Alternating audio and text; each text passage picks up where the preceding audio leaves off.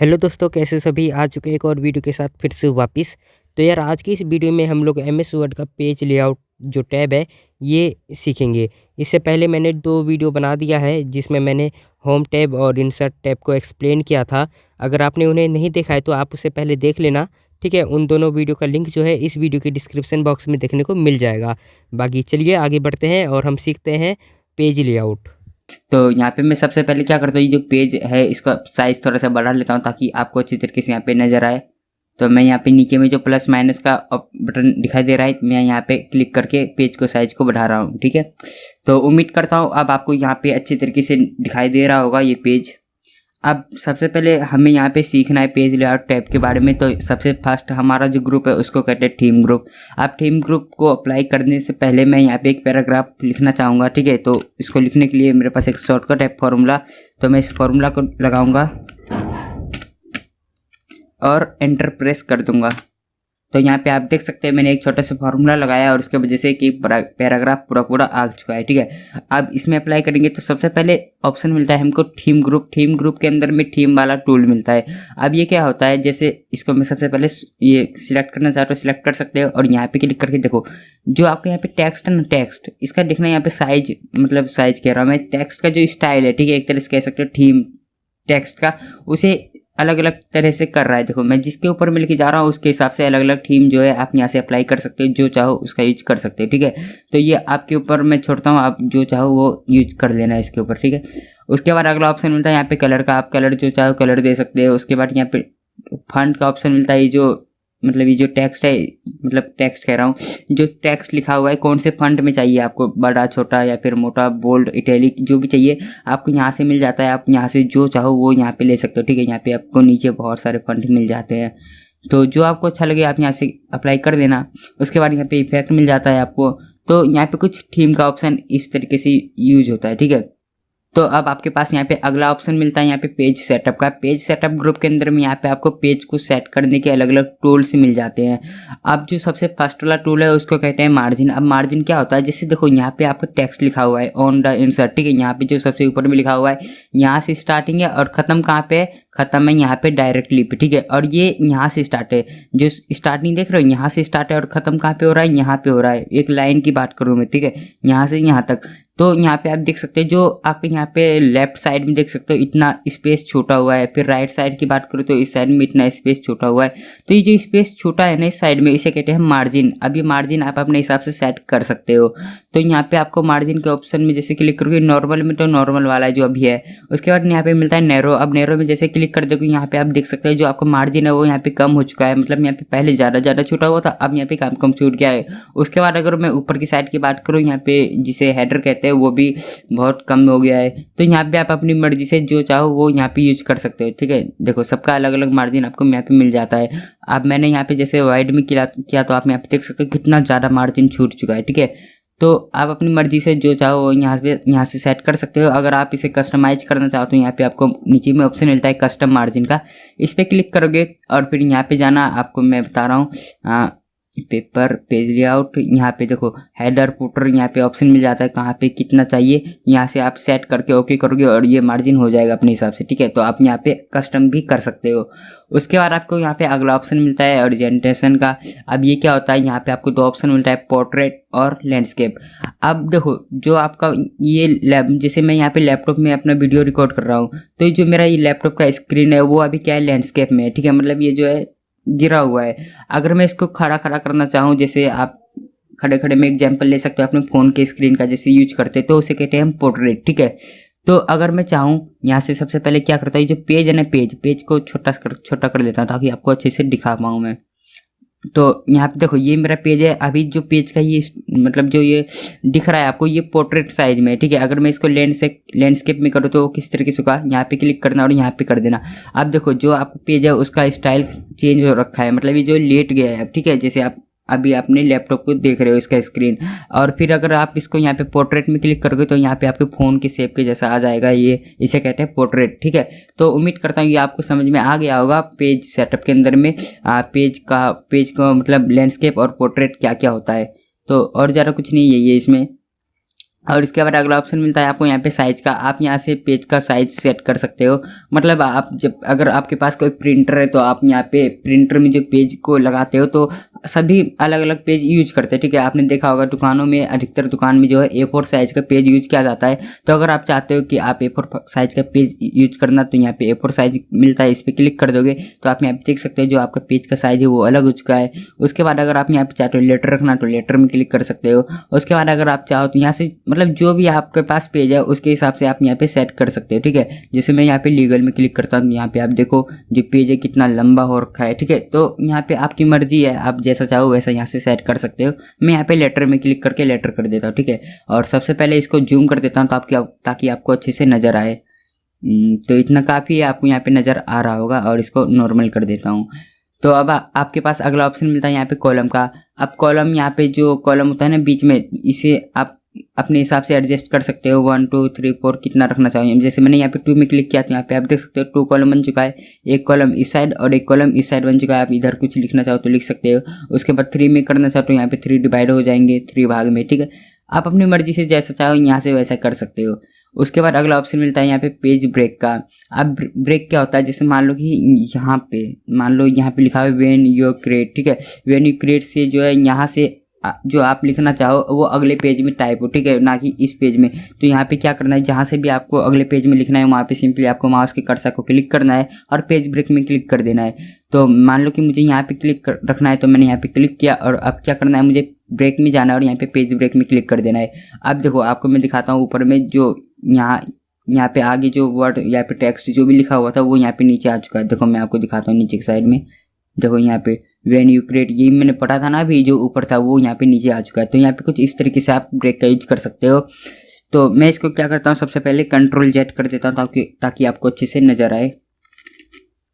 और यहाँ पे मेरा फॉर्मूला भी हट चुका है तो मैं फॉर्मूला को लगा देता हूँ सबसे पहले, ठीक है। तो अब देखो, अब आपके पास यहाँ पे अगला ऑप्शन मिलता है लाइन नंबर। अगर आप चाहते हो कि कोई भी लाइन शुरू होने से पहले यहाँ पे कोई नंबर लिखा है, ठीक है, तो आप यहाँ पे क्या करोगे, लाइन नंबर का यूज कर सकते हो। इस पर क्लिक करके सिंपली कंटिन्यूज में क्लिक कर देना। आप यहाँ पे आप देखेंगे जो आपका लाइन है उसके सामने नंबर लिखा आ चुका है। उसी तरीके से अगर आप चाहे रिस्टार्ट ईच पेज में आए तो यहाँ पे क्लिक कर देना। अगर आप ईच सेक्शन में चाहते हो तो यहाँ पे क्लिक कर देना। मतलब आप अपनी मर्जी के हिसाब से इसे भी यूज कर सकते हो, ठीक है। तो मैं इसे नॉन कर देता हूँ। तो अब यहाँ पे आपके पास अगला ऑप्शन मिलता है यहाँ पे हाइपरनेशन का। अब हाइपरनेशन क्या होता है, जैसे मान लो यहाँ पे आप कोई भी एक लाइन लिख रहे हो, अब वो लाइन खत्म होते होते अगर जैसे मान लो यहाँ पे करंट लिखा हुआ है और करंट के बाद यहाँ पे आप देख सकते हो हल्का सा यहाँ पे स्पेस छूटा हुआ है। तो यहाँ पे अगर मैं बात करूँ तो 2 या 3 वर्ड आराम से यहाँ पे एडजस्ट हो सकता है, लेकिन वो यहाँ पे नहीं हुआ एडजस्ट। यहाँ पे ऑटोमेटिक यहाँ पे नीचे लिखा हुआ आ रहा है। तो यहाँ पे क्यों आ रहा है, क्योंकि यहाँ पे देखो जो थीम लिखा हुआ है यहाँ पे 5 वर्ड है और यहाँ पे एडजस्ट कितना हो सकता है, 2 या 3। तो अब अगर आप यहाँ पे चाहते हो कि यहाँ पे बिल्कुल भी जगह नहीं छूटे, जो थीम का है थीम का जितना भी हो सके TH या फिर E या फिर TH जो भी हो 2 या 3 वर्ड वो यहाँ पे आ जाए और उसके बाद जो भी थीम का वर्ड बचा हुआ है जैसे ME वो नीचे आ जाए। तो यहाँ पे किस तरीके से एडजस्ट कर सकते हो हाइपरनेशन की मदद से। अब वो कैसे होता है, तो मैं यहाँ पे नीचे में कोई भी एक लाइन लिखता हूँ, ठीक है, एग्जाम्पल के लिए।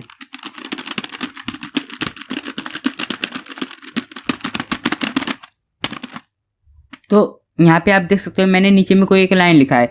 अब जैसे यहाँ पे मैं एक और जो लाइन है, लाइन खत्म होने वाला है, लेकिन मैं यहाँ पे रुक गया हूँ क्योंकि आपको मुझे यहाँ पे समझाना है। अब यहाँ पे जो लाइन है, लाइन खत्म होने वाला है। अब यहाँ पे लिखा है मैंने कि FU और उसके बाद और भी कुछ लिखता हूँ ताकि ये सेंटेंस में एक मतलब ये जो वर्ड है इसको पूरा कर पाऊँ।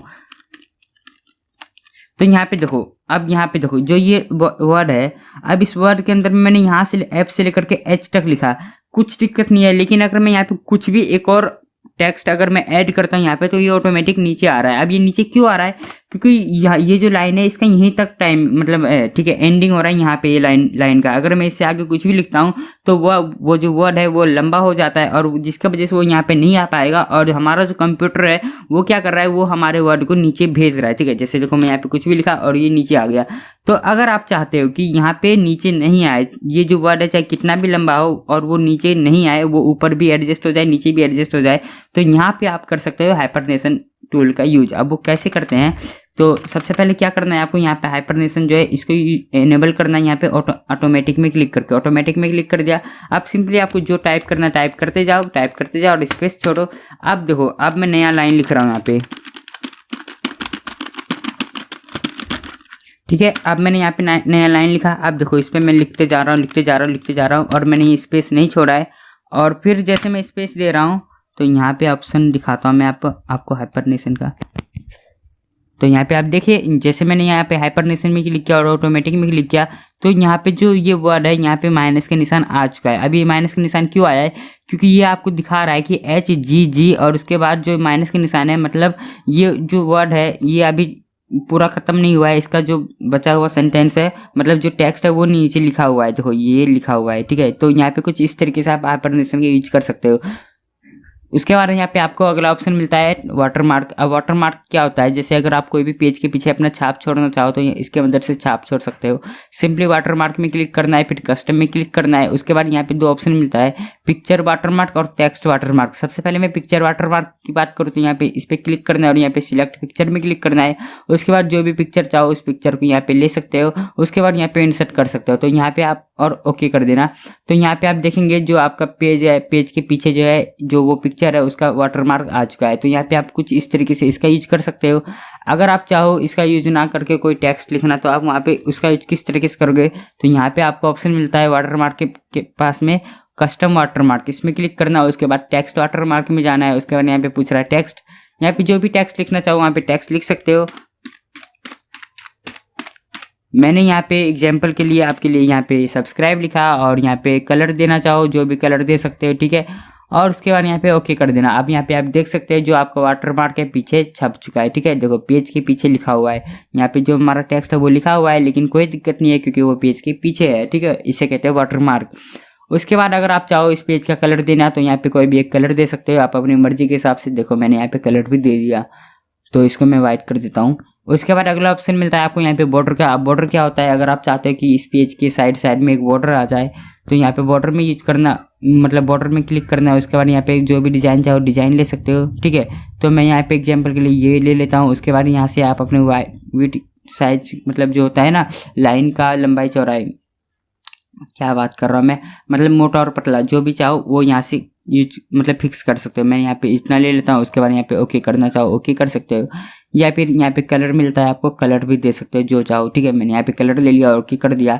यहाँ पे आप देख सकते हो जो हमारा पेज है उसके साइड में बॉर्डर आ चुका है, ठीक है। देखो अब यहाँ पे आपको अगला ऑप्शन मिलता है यहाँ पे इंडेंट का। अब इंडेंट क्या होता है? अगर आप चाहते हो कि paragraph left side right side या फिर ऊपर नीचे अगर आप एडजस्ट करना चाहो तो यहाँ पे इसका यूज कर सकते हैं पैराग्राफ का। सबसे पहले मैं पैराग्राफ को सिलेक्ट कर लिया हूँ।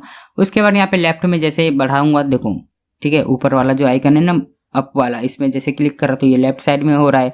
अगर मैं वही राइट साइड में बात करूँ तो यहाँ पे देखो राइट साइड में बढ़ रहा है, ठीक है। आप इसको अपने हिसाब से मर्जी से, मतलब जैसा चाहो वैसा कर सकते हो आप अपनी मर्जी से, ठीक है। उसके बाद यहाँ पे अगला ऑप्शन मिलता है स्पेसिंग का। आप यहाँ से जो चाहो वैसा स्पेस छोड़ सकते हो। देखो स्पेस दिखाई दे रहा है आपको। मैं यहाँ पे जैसे ऊपर नीचे कर रहा हूँ, बढ़ा रहा हूँ साइज को, तो ये ऑटोमेटिक हो रहा है। तो आप अपनी मर्जी से जो चाहो वो यहाँ से कर लेना। उसके बाद अगला ऑप्शन मिलता है आपको अरेंज ग्रुप। अरेंज ग्रुप का यूज हम तभी करेंगे जब आपके पास यहाँ पे कोई पिक्चर या फिर शेप होगा। तो मैं यहाँ पे कोई भी एक शेप ले लेता हूँ आपको समझाने के लिए। तो मैं यहाँ पे क्या किया, एक ये ले लिया गोला और इसका मैंने कलर ब्लैक कर दिया। उसके बाद यहाँ पे अगला शेप लेता हूँ मैं और एक शेप ये ले लिया मैंने, ठीक है। तो मैंने यहाँ पे दो शेप लिया है। आप देखो दोनों शेप का ही अलग अलग यूज बता रहा हूँ। जैसे ये गोला है, ठीक है, इसका कलर मैं चेंज करता हूँ पहले, नहीं तो आपको समझ में नहीं आएगा अच्छे से। तो मैंने इसका कलर रेड ले लिया।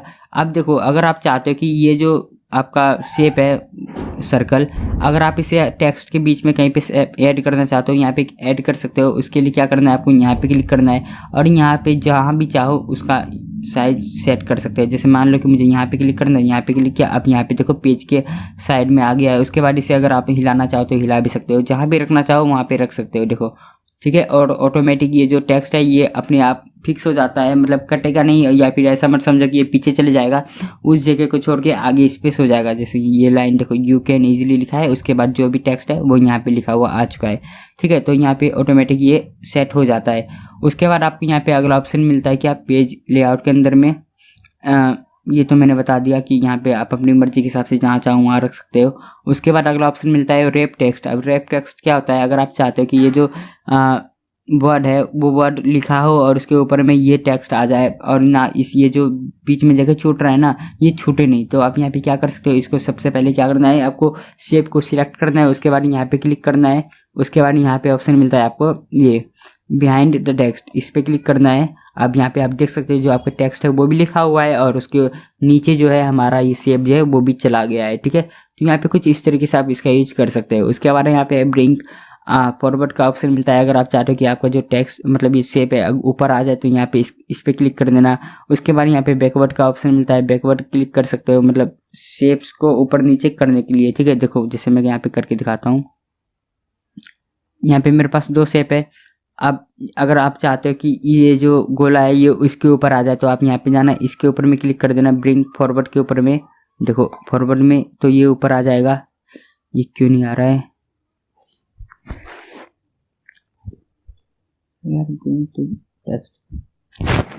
तो यहाँ पे आप देखो वो तभी नहीं आ रहा था क्योंकि मैं गलत बता रहा था। यहाँ पे आपको यहाँ पे ऑप्शन मिलता है ब्रिंग फॉरवर्ड के अंदर में ये वाला bring in front of text.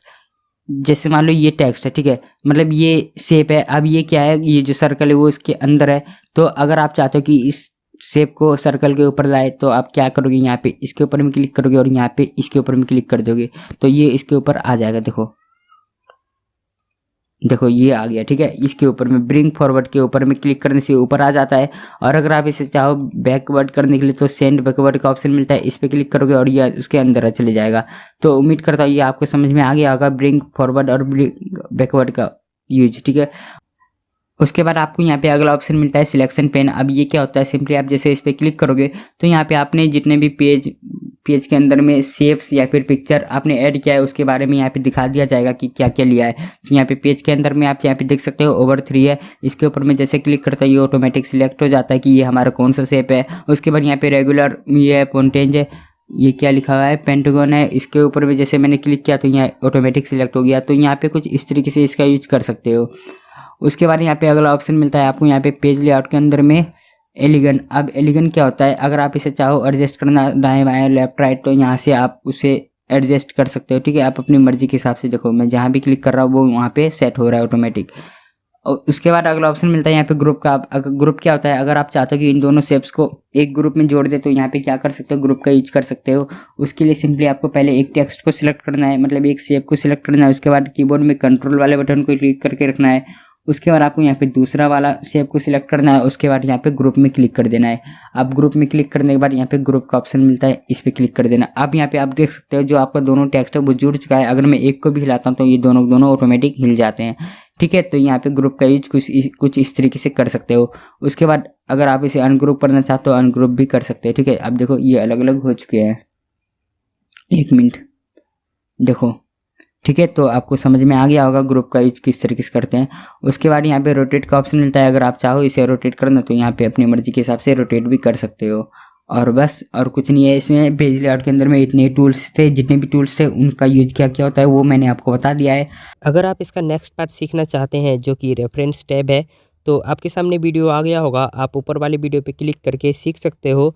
और हाँ, इसके अलावा बहुत ही ज़रूरी चीज़, अगर आपने अभी तक वीडियो को लाइक नहीं किया है तो वीडियो को लाइक कर देना और साथ में इस चैनल को सब्सक्राइब ज़रूर करना। तो मिलते हैं एक और वीडियो के साथ फिर से वापस, तब तक के लिए bye bye and take care.